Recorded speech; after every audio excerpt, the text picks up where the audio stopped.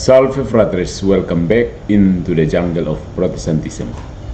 Ya, setelah pertanyaan yang cukup tajam dari Deki Gadas, apakah Allah Islam sama dengan Allah Kristen? Maka ketika Protestan, khususnya Reform, menempatkan dirinya, di situ kita bisa melihat bahwa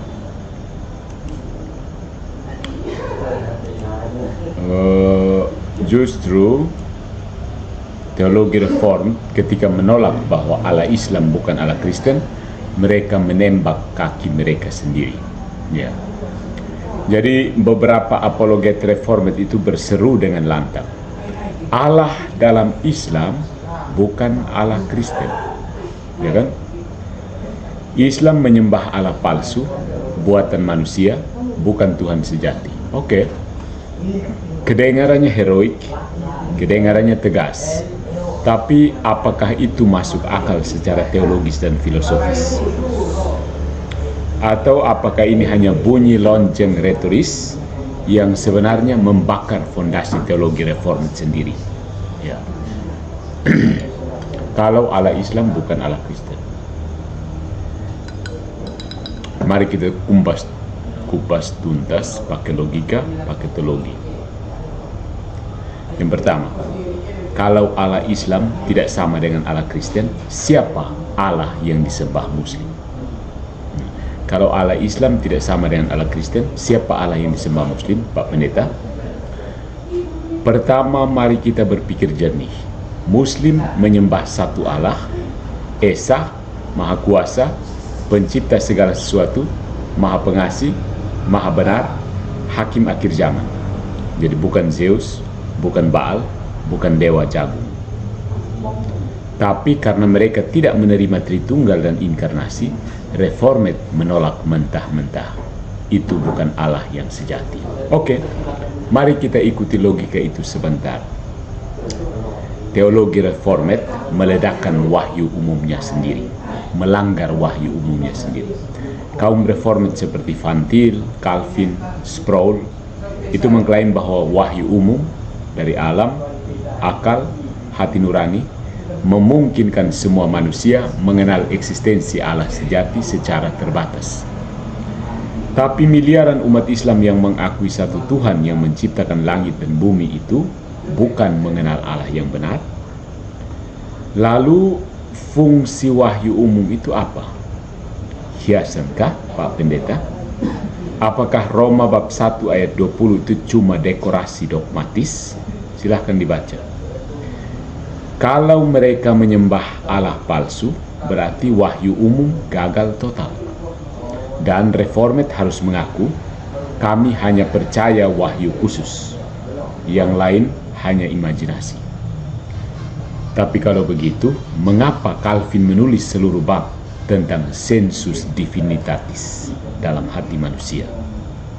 Ya kan? Coba dipertanggungjawabkan. Nah, ketika menolak bahwa Allah Islam sama dengan Allah Kristen, terdapat inkonsistensi teologi providensial. Allah Reformed itu maha kuasa dan berdaulat mutlak. Segala yang terjadi di dalam kendalinya. Tapi Islam sebagai agama global monoteistik yang bertahan 14 abad adalah produk setan kah? Jadi Allah maha bijak membiarkan miliaran manusia disesatkan oleh karikatur Tuhan selama berabad-abad dan menyebut itu rencana bijak. Kalau begitu, saudara-saudari, kalian sedang menyebut Allah sebagai sumber sistem sesat, atau setidaknya diam atas penyembahan berhala yang global. Mana providensia yang katanya penuh hikmat? Ya. Tapi juga kesalahan dari Reformed adalah ketika epistemologi dipaksa menjadi ontologi. Masalah terbesar dalam retorika Allah Islam bukan Allah Kristen adalah ini. Mereka, Deki Gadas MBM, mengubah kesalahan epistemologis menjadi perbedaan ontologis. Nah, itu salahnya di situ. Itu yang tidak bisa ditangkap oleh Protestan. Mengubah kesalahan epistemologis menjadi perbedaan ontologis. Karena Muslim tidak tahu bahwa Allah itu Tritunggal, maka mereka menyembah ilah lain. Ini seperti berkata seperti ini.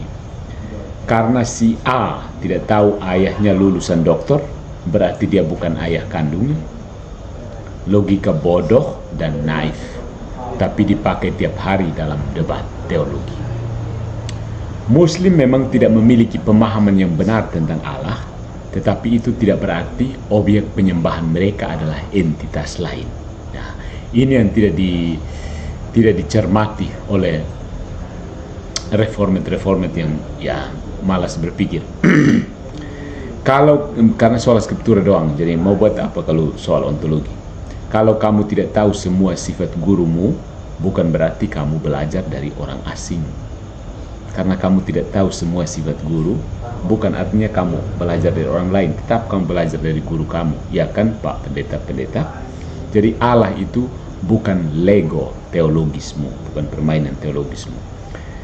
Jika kita serius dengan konsep Allah sebagai being, ada yang tertinggi, maka hanya ada satu esse subsistens. Cuma satu esse subsistens. Tidak ada dua. Satunya Kristen, satunya Islam. Tidak ada dua Allah yang berbeda tapi sama-sama pencipta langit dan bumi. Tidak ada. Ya. Jadi MIM dan Deking Gares harus catat ini. Tidak ada dua Allah yang berbeda tapi sama-sama pencipta langit dan bumi, bukan? Jika kamu menyembah wujud tak terbatas, Esa, pencipta, transenden, secara ontologis kamu sedang mengarah ke Allah yang benar, meskipun pemahaman kamu rusak. Maka menyatakan bahwa Allah Islam bukan Allah Kristen secara ontologis adalah politeisme terselubung. Deking Gares dan MIM itu penganut politeisme terselubung.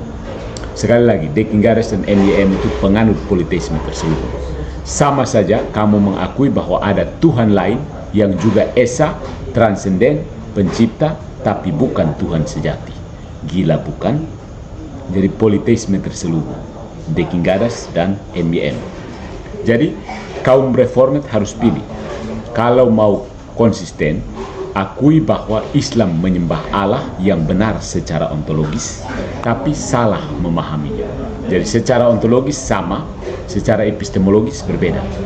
Atau tolak semua teologi wahyu umum, sensus divinitatis, dan providensia yang universal.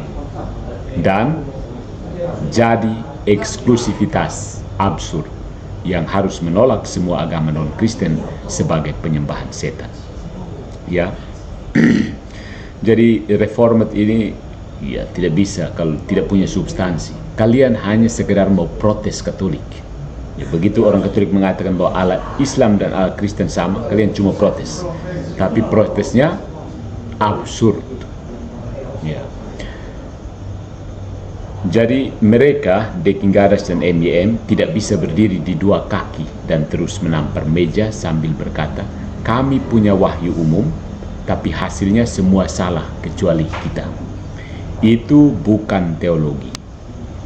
Itu namanya narsisme rohani berbungkus dogma. Jadi insaflah Pak MIM dan Pak Deking Gares. Kalian berdua teologi reformat, bukan?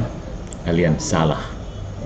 Kalian itu dengan menolak Allah Islam sama dengan Allah Kristen, berarti Anda menganut politeisme terselubung.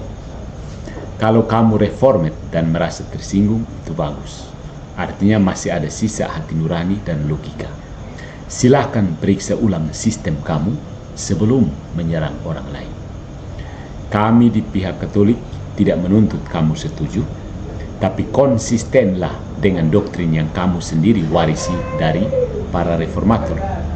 Atau akui bahwa kamu sedang bermain retorika murahan, bukan teologi serius. Dari Patrice Allegro, tukang bongkar kedok retorika, pencinta logos dan logos incarnatus. Follow for more into the jungle of Protestantism.